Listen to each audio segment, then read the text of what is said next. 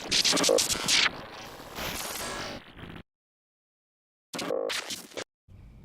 everybody, welcome back to the EQN Sports Desk, all driven by Holiday Auto Group. I am Dru Stewart. We are at the Kalpowar Quarter Horses Celebration of Champions. Larry Bell, this is kind of your namesake of this show right here. Absolutely, absolutely, and proud, and very proud of it. Well, I'm going to make you tell the story again that we just talked about, and that is the origin story of Kalpowar. Okay, well, it's goes back a ways, but back in the 60s, my wife Ellen and her family had acquired a cattle station in Australia, northern Queensland, on the Cape York Peninsula called Kalpowar Station. Okay. And we had some good neighbors up there.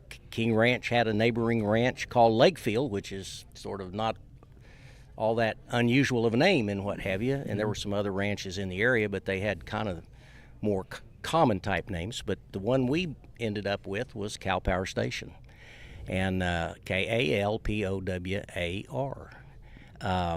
And we had that cattle station for several years, and I had gone to work for Ellen's father in the early 70s. Okay. And a few years later, unfortunately, he passed away, and it became Larry, cowboy up. You're in charge, and you're going to make the 15-hour flight to Sydney, Australia, and then work your way up the east coast of Australia into North Queensland to Kalpowar Station. I worked my way up. I'd get to Cairns, which is kind of the jumping off spot for the Great Barrier Reef. Give you some idea where that is. Beautiful place and beautiful area. Very big cattle station, but it was named Kalpowar, and what I learned was that there was a wild orchid, golden orchid, that grew in that part of Queensland, and apparently the Aboriginal word for that flower was Kalpowar. So that's how the station got its name. Now, so obviously the family organization and what have you was called Kalpowar Station Partnership, right? Well, eventually, a few years later, 7 or 8 years later, we ended up selling that property. I had babies back home and going back and forth, and it's just and the cattle business in Australia went through a pretty rough time when nobody on this channel probably is going to be old enough to remember, but in the mid 70s, we had a oil embargo in the world, and fuel got very expensive, and our primary cattle market was Japan. And during that period of time, they said, we're not importing any more cattle. You're going to eat seaweed, or whatever they ate in Japan at that time. So cattle business got pretty sick. And anyway, during a period of time, we finally decided, maybe it was a beautiful property. It was very large. It had some white sand beach, and it, like I said, up in an area that wasn't too far from the Great Barrier Reef. So it's a beautiful, awesome place up there in Australia. But we sold it. Well, about 10 years later, our family, Ellen and myself and our kids, decided we bought a ranch down in the Big Bend of Texas, down around Alpine, and we wanted to raise some ranch geldings, some good horses. We had some good mares that had come out of our cutting horse program from years before. We wanted to just raise some good geldings, and we wanted to breed to our mares to some of these good young performance horses. Sure. And kind of keep the cutting bloodlines and what have you going. We had Little Peppies and Colonel Freckles and Freckles Playboy and Doc's Oak and Doc's Hickory, some of that kind of stuff. But as we were doing that, we thought, well, we better have our own little family partnership. So we formed a little partnership, and we called it Kalpowar Quarter Horses. Now, we were just raising ranch geldings, and then we started going to a few little ranch gelding competitions and started being involved in some of that, but mainly just running a ranch. But we were having fun, and kids were partners in the deal, and it was something we were all interested in and having fun with. And then we decided that if we were going to get involved in the performance horse, try to sell it, maybe we ought to come up with a logo. Sure. So we came up with a logo, and again, we weren't planning on doing any major marketing or sponsoring anything, much less a world show, but that's how it all got started. And then about 5 or 6 years later, we found Rain Cow Horse out in Fresno, California in 1998. Greg Ward won that year. Was unfortunately right before Greg passed away, but we met John Ward and some of those, Smokey and Teddy Robinson and Bob Avila and all the guys that were the heroes back in those days. Just fell in love with cow horse and started getting involved. And then 4 or 5 years later, NRCHA, I was on their board. I was president of the SRCHA. And they decided we were, fortunately, with the work of my friend Dan Rozier and my dear departed friend Sam Rose and a few others, decided we were going to figure out a way to do a world show. And it was going to be in Stephenville, Texas, which we had a lot of our SRCHA shows there. So I was familiar with putting shows on there. So we got a team together, and at the board meeting when we got it sponsored, Teddy Robinson said, okay, well, if we're going to do this, how much money you need for added money? And I said, well, we run the budget and what have you, and we want $12,000. He leaned forward a little bit and said, $12,000? Are you kidding me? So we've never even done this before. And I'm going like, okay. And he said, I'll tell you what, if you'll put up the $12,000, we'll make it added money and put it in, and Kalpowar can be the sponsor of the show. So that's how we ended up. That's how that went, huh? Of that first show is Teddy calling me on the carpet just and calling saying, hey, big right boy, there. you know, how big an old boy are you? You know, let's step up here and put your money where your mouth is, so to speak. Well, as we say, the rest is history, because at that point in time, we didn't have there was no real world's greatest even that year at any time. And our dear friend Bob Avila and Carol Rose, a few weeks later, after a very successful first World Show, came up with the idea. We said, you know what, maybe we ought to combine World's Greatest with World Show. And, and in the meantime, we were already having a derby. In the early days, those first derbies were the Circle-Wide Derby. My friend Sam Rose got our dear friend Penny Youngblood at Circle-Y Ranch to put up some added money and have a derby. And then we added the World's Greatest the next year, and that really was the rest is history, because it's just – and we were in Stephenville for a few years, and we went to San Angelo for a few years, kind of outgrew all that, and finally figured out a way to bring it to Fort Worth, and it's just gotten bigger and bigger all the time. And our family loved cow horse. We love – I say this all the time. My byword is basically – sponsor money is the mother's milk of performance horse, because it's what brings that substantial added money to all the shows and makes it worth paying a lot of money for a horse and spending a lot of money to get it trained and get it somewhere and have a chance to win a nice check. And so I've known that for a very long time and really pushed it. And it is kind of put your money where your mouth is. That if you want it to be really good, some of us just need to, if we can, step up and provide that sponsor money that makes a huge difference in how these things go. Well, first of all, thank you for that, and the passion, just listening to you talk about this. You're absolutely right. None of us in any of these disciplines would be here without families, businesses that have stepped up through the years, for sure. Absolutely. I mean, and really, it's been going. Yeah, we've had plenty of people, lay the path for us. Yeah. Well, it's pretty special that you've been here. So that was circa, looking at my notes from earlier, so circa 2004 is when that was when the first World Show. And then did World's Greatest start in 2005. 2005. Well, now World's Greatest, the World's Greatest had already started. Oh, it had. Yes, a few years before that, and they had two shows in Oklahoma, up at the Lazy E, so up in Guthrie. And then the budget-wise and what have you, the number of entries, the numbers weren't working well, so they moved the show to Amarillo. So we went to Amarillo one year. Gotcha. Well, after the Amarillo show, which was less expensive to host the show and a little more convenient for a lot of people to get there, it was still like, I just don't know if this is really going to work economically. Gotcha. Because the entry fees, sponsorships, it was struggling, and but we all loved it. We loved the event. We loved it was the ultimate cow horse kind of of experience and gathering, but it was a standalone show. What wasn't there another? I'm just sitting here thinking, what was Battle in the Saddle? Was that AQHA sponsored that up in That's Oklahoma, yeah. and it was sort of a knockoff. A knockoff, but right? it came actually Afterwards, okay. after the World's Greatest had already started. Okay. And then the AQHA hosted a Battle in the Saddle up in Oklahoma City one summer, I think. Yeah. Because we actually. But that wasn't until like raced, 2010 or 11 that or was, something, that was right around then. Certainly, a few years later. Gotcha. And by then, I think, I don't, it was before we had moved the World's Greatest to Fort Worth. Our first year here in Fort Worth was 2013. Oh, it was, and okay. the reason I remember that is that we loved it. We wanted to be a sponsor of it.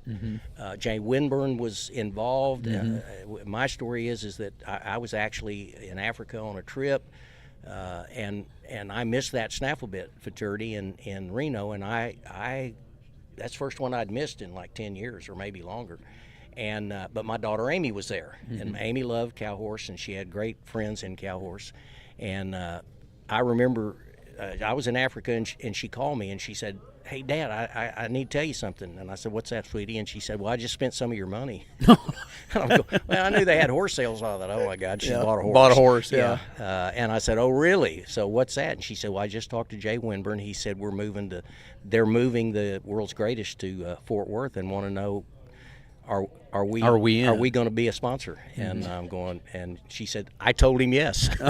So I said, "Well, how much did you commit?" She said, "Well, I committed we're going to be a sponsor. You'll have to work that out. You work out the detail. You and Jay. You figure it out." Yeah. So, no, and it was so sweet. I mean, it's part of Amy's story, because that was in 2013, and she was involved in cutting primarily at that point. And she actually won the non-pro limited and was reserve in the 5,000, I think, one year in Reno on her cow horse.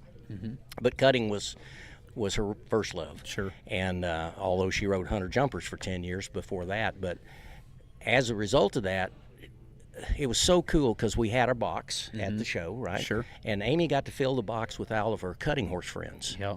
And she just loved it because she was showing off how cool is, these people. If you don't know how cool cow horse is, come watch this World's Greatest. And so that was in 13, as I recall. And then 14, we had the second one. And then unfortunately a few months later is when Amy passed away. But so a lot of what we do is somewhat in tribute to her, because absolutely a little legacy there for sure. She's the one that kept nudging us along, and made just some of her very dearest friends were part of the cow horse family. So. Well, that's great, and you do some things in her memory too. Oh, as absolutely, well. absolutely, and it was part of it was she left some very specific instructions in her will, and left some resources in her will that if something happened to her, she had a sponsored child in Zambia. She had started a little orphanage in South Africa. Oh, wow. And she had gotten a few things going in her philanthropy, and then she left word that she wanted us to try to continue that work. And so much of what we do today, and now we've actually got Amy Bell Charities, which is a 501c3 public charity, and we're involved in like 5 different countries in Africa. We've got projects literally throughout the globe, for the most part, in Europe, Africa, and then of course in the United States, and we've done some things in South America as well. And so it's I don't know that that's what Amy really had in mind, to be perfectly honest with you. She was so private in her philanthropy. Many of her friends had no idea that she'd started an orphanage, or that she had this little sponsored child, or some of the things that she was doing before she passed away. But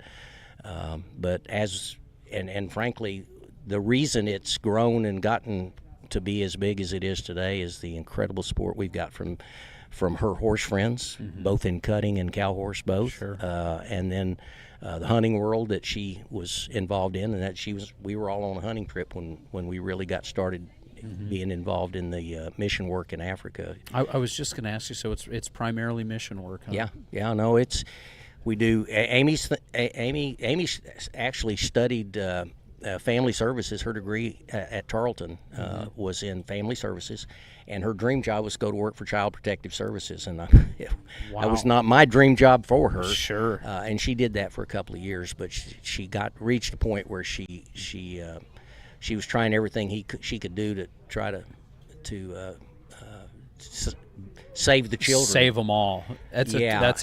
She tough just deal. kept running into the wall and trying to get the moms, kind of some help, and using other relatives or grandparents or what have you, and she just was running into a lot of obstacles. And then she would get a phone call and said, "Amy, I need you to go back and see Alice because we've had to go get her kids again." And so that just broke her heart. She couldn't handle that, and so she kind of redirected that philanthropy in a different direction, and she did that for, I guess, 5 or 6 years before she passed away. But like I said, once we got to Africa, she really connected with those. We do orphanages, schools, clinics, water well projects. We got a huge water well project that we're involved in both Uganda and now in Zambia. We do empowerment projects. We've been there so many times and done so many things. The young women are bright and beautiful and young and just have all the potential in the world, but unfortunately by the time they turn 12, 13, 14 years old, kind of come of age, there's several major obstacles that kind of enter into their lives, and we've worked really hard. We've actually got a project called a washable sanitary pad, because something that certainly us men and a lot of people throughout the world never even think about that. But when you're in the bush and you're in the middle of nowhere, you have no money, you have no resources and what have you, and these bright little girls are going to school and doing really well, but then all of a sudden they're during that cycle they're shunned and can't go to school. Well, they miss a week of school every month. Well, they get behind, and most of them never catch up. And so we've started working with a group in Zambia that actually we produce these washable sanitary pads. Costs us $15 to produce. It lasts a young lady for 5 years. So it takes her almost basically through her cycle, and if she takes care of it and all, it'll last her till she gets out of high school. And so we're involved in helping try to. We've got a chicken project where we give them chickens, but we get people to come in and train them how to take care of them, how to feed them, how to nurture them, we've got a little bank that we start that they can sell eggs and put money in savings and buy things for their family, or buy more chickens, or whatever. But we just a lot of things. We call it empowerment. Absolutely. And so it's become a fairly significant, sizable organization that we're very proud of. And Amy's mantra in life was pay it forward.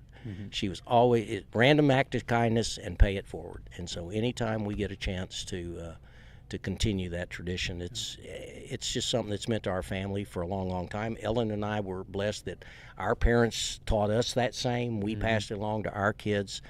My 2 sons, Matthew and Brian, are very involved in our philanthropy and Amy Bell Charities. They love their baby sister, and they do anything to try to continue her good work. Yeah.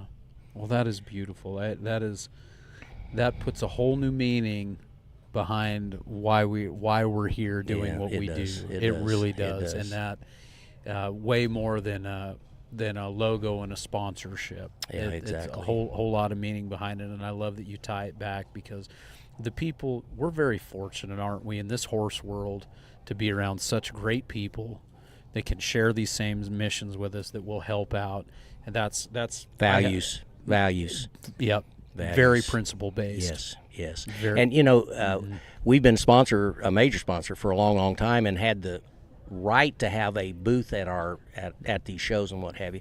And we just never really worried about it or worked on it or what have you. But a couple of years ago, people were asking us, why don't you all have a booth and what have you? Well, we've been thinking about it. Well, fortunately this year, and Patty Tyberg was just huge in helping us get this organized, and our friends Anna and Danielle at Outcross Media made it happen. But what we've done now is we've created a booth, and it certainly features Kalpowar Quarter Horses and Amy and and some of our great horses and trainers and what have you. But we've also added another feature to it, and that way our TV and our video and what have you has horses, but it also has lots of mission work in Africa. Very and things cool. about Amy and her, what all she stood for and what she wanted to be involved. And it gives us an opportunity to let people know it's not about us. It's about, it really says, it's what it's saying about you, all of you out there. Yeah. Because, it's this family of the NRCHA that, first of all, after we lost Amy, there were some of our cow horse friends that stepped up and wrapped their arms around us and saved us. Sure. And Amy was running her horse operation, so when we lost her, it was kind of like we thought, well, I think we'll just walk away. Maybe we'll just step away from this whole deal. Yeah, Yep. and step aside. And then so many of the cow horse family just wrapped their arms around us, and they didn't say, well, you got to stay or please don't. Well, they did say, please don't go. Please, please. And they didn't say, it wasn't about being a sponsor or anything else. It's just people who loved us and cared about us that we had built these incredible relationships with over the last 25 years. And that encouragement and the being the people that you are out there is what brought us through it and put us to on a path that I tell people, losing a child is unspeakable grief, and it never goes away. Sure. But you know what?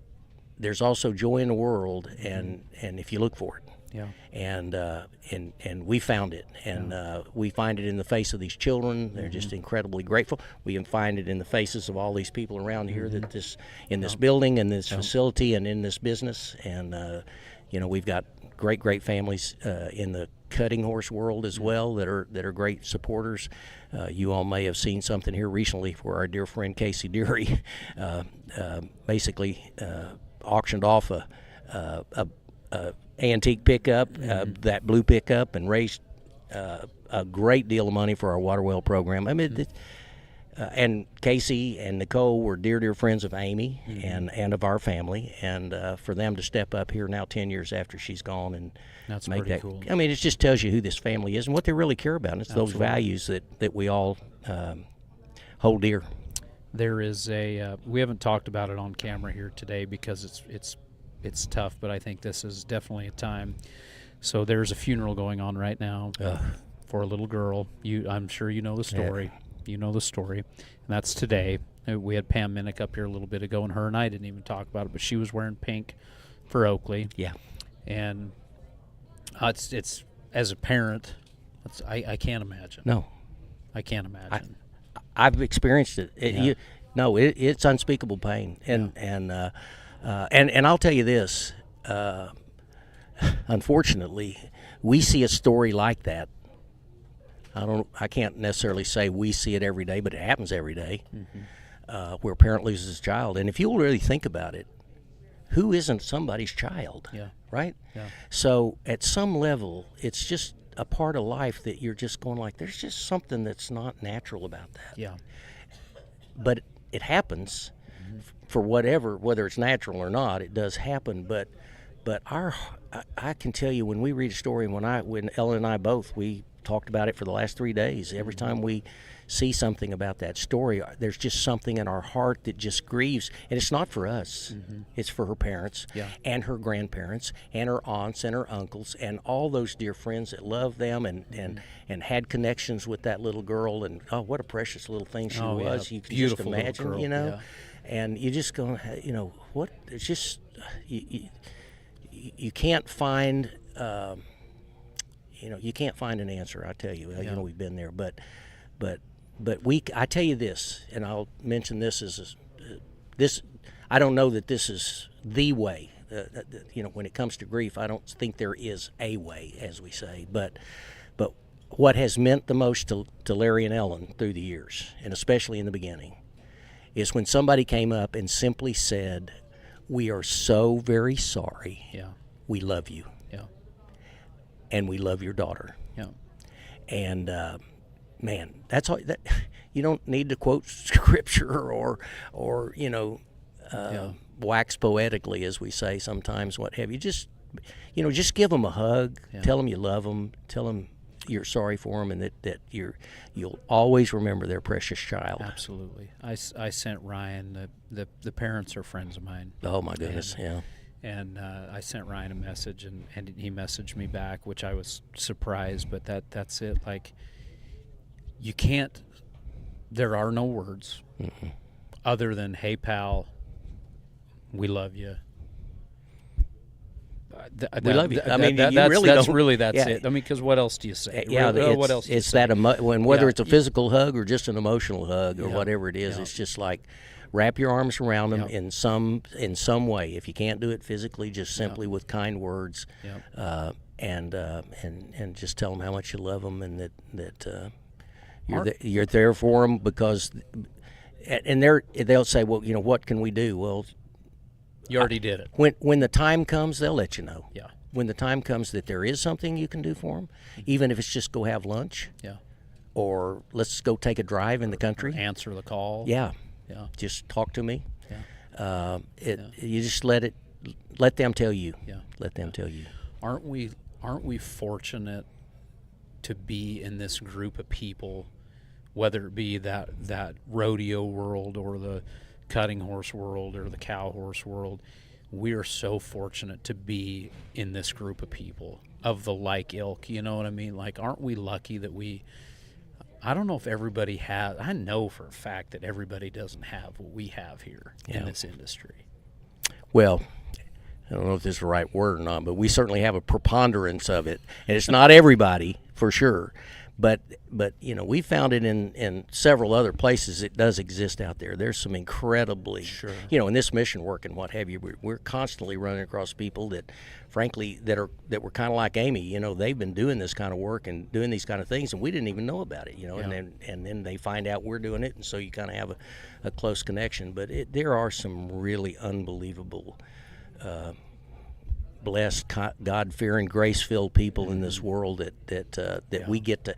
But in this particular arena that we're involved with, and I don't know, I'm very involved in the Quarter Horse Association and what have you, and our horse, which we take a lot of pride in our quarter horses, and there's a lot of them around here, but the Quarter Horse family and all those who associate themselves with this beloved horse is some.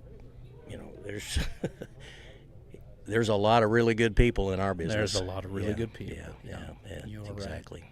Right. Yeah, we're very fortunate. Well, Larry, I tell you what, this has meant a lot to me as a father, and really appreciate what you've done on the industry, on my business hat. I'm a marketing guy and have dealt with the sponsorship side of everything in the industry for years, and these are the kind of relationships that are the long-lasting, that really mean something, that it's not about the dollars and cents, but the dollars and cents do help drive the industry forward. Yeah. And when those relationships get to come full circle and develop the way this is developed, that's when it's a win. And so thank you. And I simply want to respond to that by simply saying all this is us paying it forward. Yeah. Because so many people have given to us and pay it forwards. I can't reimburse you. Yeah. We can have some kindness and grace between us and what have you, but ultimately the best thing I can do is make sure I pay it forward and extend that same grace that's come to me to someone else anytime I get a chance. And this is a pay it forward family right here. Yes, sir. Yeah. Yes, sir. God bless you, my friend. Thank you, pal. Thank you very much. And stay close with your friend and just give them that emotional hug every chance you get. So thank you. You bet. Thank you. Well, guys and gals, this has been a great time to share with Larry. Thank you, and thank you to Kalpowar for everything that the group has done. We're blessed and happy to be involved and glad to be involved. We're lucky. We're very, very lucky in this entire industry to have families like this being a part of it.